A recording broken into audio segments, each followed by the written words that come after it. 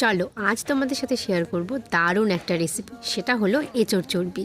এঁচোড় চিংড়ি যেমন খেতে ভালো লাগে, তার পাশাপাশি কিন্তু এঁচোড় চর্বিটাও খেতে দারুণ লাগে। এঁচোড়ের যে কোনো আইটেমই কিন্তু আমাদের বাঙালির খুব পছন্দের একটা খাবার। তো চলো এঁচোড় চর্বির রেসিপিটা তোমাদের সাথে শেয়ার করি। ফার্স্টে আলু আমি নুন আর হলুদ দিয়ে ভেজে তুলে নেব।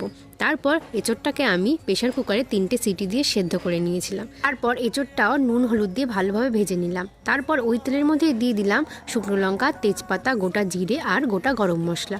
তারপর দিয়ে দেবো পেঁয়াজ কুচি, টমেটো কুচি, আর দেবো আদা রসুন বাটা, জিরে বাটা, নুন, হলুদ গুঁড়ো, লঙ্কা গুঁড়ো, আর দেবো ধনে গুঁড়ো।